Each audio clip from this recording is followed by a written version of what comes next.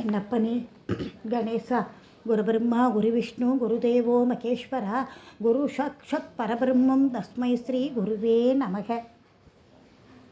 நேத்திக்கு பட்டினத்தாரோட குழந்தை தான் அருணகிரிநாதர்னு முடிச்சிருந்தேன்.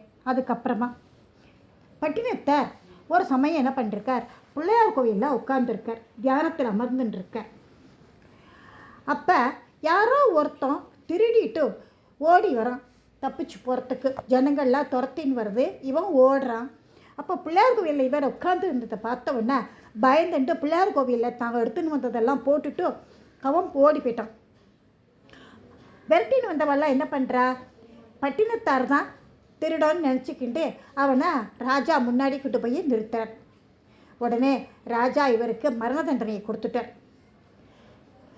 தெய்வசாது கழுமரத்தில் ஏற்றத்துக்காக எல்லாம் ரெடி ஆகிடுது. கழுமரம் என்ன பண்ணிட்டு தானாகவே பற்றி எரிகிறது. மகான் கழுமரத்திலிருந்து அற்புதத்தோடு காப்பாற்றிட்டா எல்லாரும். எந்த ஊருன்னாக்க பத்திரகிரிங்கிற அரசர் அவர், அந்த ஊர் அரசர் அவர். தன்னோட தவறை உணர்ந்து மகான்கிட்ட பாதத்தில் விழுந்து தன்னோட முடிவையே மாற்றிக்கிறார். தாங்க அரச பதவியை விட்டுட்டு தானும் ஒரு துறவியை ஆயிடுறார். கால கிராமத்தில் மகானா மாறிட்டா பட்டினத்தார் பல க்ஷேத்திரங்கள் எல்லாம் தரிசனம் பண்ணிட்டு கடைசியாக திருவடிமருதூருக்கு வந்து சேர்றார். அங்கே சோழ நாட்டுக்கே திரும்பி வந்துடுறார். திரும்பி வந்துன்ற பொழுது அவரோட அம்மாவுக்கு உடம்பு சரியில்லைன்னுட்டு அவருக்கு கனவு வருது. ஐயோ, அம்மாவுக்கு உடம்பு சரியில்லைன்னு கனவு வருதேன்னு சொல்லிட்டுன்னு இது தெய்வ கட்டளை தான் அப்படின்னு சொல்லிட்டு தான் அம்மா இருக்கிற இடத்துக்கு போகிறார். அவர் போனால் அம்மா இவர் போன ஒரு கொஞ்சம் நேரத்திலேயே இவர் பார்த்த உடனே அவள் அம்மாவோட உயிர் போயிடுத்து. அப்போ அந்த ஊருக்காரெல்லாம் மகானை தரிசனம் பண்ணுறதுக்காக அந்த ஊருக்காரை பூரா திரண்டு வந்துட்டார். அதுக்கப்புறமா அம்மாவோட உடலை மயானத்துக்கு எடுத்துட்டு போகிறார். ஒரு பிரத்யேகமான வகையில் தகனம் பண்ணணும்னு இவருக்கு தோன்றது. உடனே மகாலிங்க பெருமாளோட சோஸ்திரத்தை அவரை சோஸ்திரம் நினச்சிட்டு என்ன பண்ணுறார், வாழை மரத்தோட பட்டையெல்லாம் அடுக்கி அதில் அம்மாவோட உடலை வச்சு அது மேலே மறுபடியும் வாழை மரத்து மட்டைகளெல்லாம் வச்சு அம்மாவோட உடலை தகனம் செய்கிறார்.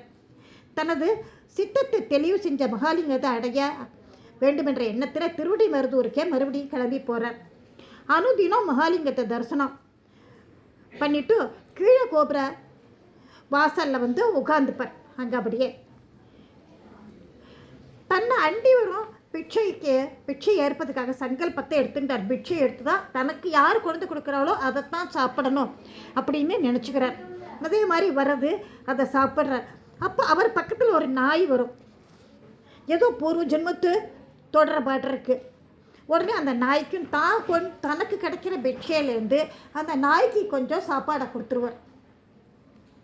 ஒரு நாள் ஒரு பிச்சைக்காரன் மகான் அணுகி பிட்சை கேட்குறான். அதற்கு மகான் தான் ஒரு தரித்திரம்னோ மேற்கு கோபுர வாசலில் ஒரு சம்சாரியை அணுகி கேட்கும்படி சொல்கிறார். அங்கே போய் அவனை போய் பிட்சை கழு உனக்கு கிடைக்கும் அப்படிங்கிறார். பிச்சைக்காரனும் மகான் சொன்ன மாதிரியே வார்த்தைகளை சொல்லி பத்திரகிரியாரிடம் பிச்சை கேட்க போகிறார். அங்கே இருக்கார் நம்ம பத்திரகிரி மகாராஜா, அங்கே இருக்கார். அவர்கிட்ட போய் கேட்குறான். சம்சாரிங்கிற பதத்தை கேள்விப்பட்டோன்னா அவர் என்ன பண்ணுறார், ரொம்ப உணர்ச்சி வசப்பட்டுட்டு தன்னோட பிட்சை எடுக்கிற அந்த பாத்திரம் இருக்கு இல்லையா, அதால் நாய் மண்டையில் ஓங்கி அடிச்சுறார். கோவப்பட்டு நாய் அந்த இடத்துலையே செத்து போய்டுறது. ஒரு தெய்வ சாதுவால் வளர்ந்த நாய் அது. அந்த நாய் என்னாச்சு, அடுத்த ஜென்மம் அதுக்கு பத்திரகிரியாரோட ராஜாவோட குடும்பத்திலேயே ஒரு பொண்ணாக பிறந்தது. கொஞ்சம் வருஷங்கள் ஆச்சு. பகவானை விரைவில் பார்க்க பகவான்கிட்ட சரணாகதி அடைஞ்சிடணும், அவரோட பாதார்விந்த நம்ம கிடைக்கணும் அப்படின்னு பட்டணத்தடிகள் தோண்டி எடுத்து உடனே நிர்யாண காலத்தையும் இடத்தையும் எனக்கு சொல்லுங்க அப்படின்னு மகாலிங்கரை வேண்டிக்கிறார். அன்றைக்கி ராத்திரியே கனவுல அவர் வரார். நான் உன் பக்கத்தில் ஒரு பேய் கரும்பு ஒன்று வைக்கிறேன், நீ கோவிலாக நீ போயின்று க்ஷேத்ராடனம் பண்ணு, எந்த கோவிலில் அந்த கரும்பு திதிக்கிறதோ அங்கே நீ மறைஞ்சு போயிடுவ அப்படின்னு சொல்லிடுறார். உடனே வீச்சின்ற மகன் பக்கத்தில் பார்க்குறார். ஒரு பேய் கரும்பே இருக்குது. பொழுது விடிஞ்சது. மகாலிங்க சுவாமிகிட்ட உத்தரவு வாங்கிட்டு பேய் கரும்பு எடுத்துட்டு புறப்பட்டார் மகான். ஒவ்வொரு க்ஷேத்திரமாக போகிறார், கடிச்சு பார்க்குறார், ஒன்றும் இல்லை. பண்ண அப்படியே தான் இருக்குது. கடைசியாக திருவெற்றியூர் போய் கரும்பு இனிப்பாக மாறுறது. இருப்பு கரும்பை ருசித்த மகான் பேரின்பம் அடைகிறார். ஆஹா, இங்கே தான் நமக்கு கிடைக்க போகிறது, முக்தி கிடைக்க போகிறதுன்னு சொல்லிட்டுன்னு மகான்கிட்ட உத்தரவு வாங்கிட்டு கடற்கரைக்கு போகிறார். அங்கே காணப்பட்ட ஒரு வண்ணான் சாலை பயன்படுத்தின்ற மகான் சிறுவர்களை கொண்டு அந்த ஷாலால் தன்னை மூட சொல்கிறார். வேடிக்கையாக குழந்தைகளும் அந்த மாதிரி 2 தடவை பண்ணிட்டு 2 தடமும் அவர் இருந்தார். 3ஆம் தடமும் பண்ணுங்கிறார். அப்போ மறுபடியும் அந்த குழந்தைகளை அந்த ஷாலை திரும்பி பார்க்கறது, எடுத்து பார்க்கறது.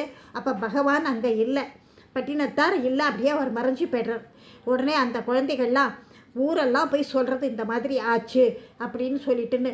சிறுவர்களோட மூலமாக தான் பகவான் மறைந்த விதத்தை தமிழ்நாடு பூராவே தெரிஞ்சுது. அப்போ தான் அவர் மறைஞ்சு போயிட்டாருங்கிறது லோகத்துக்கே தெரியறது. தெய்வ சாதுவோட நிலையில் இருந்த சமயத்தில் பாடப்பெற்ற பட்டினத்தாரோட பாடல்கள், பொன்மொழிகள் எல்லாம் ரொம்ப உயர்ந்ததாக இருக்குது. பட்டினத்தாரை பற்றி சொல்லணும்னு நினச்சா இன்னும் சொல்லிகிட்டே போகலாம்.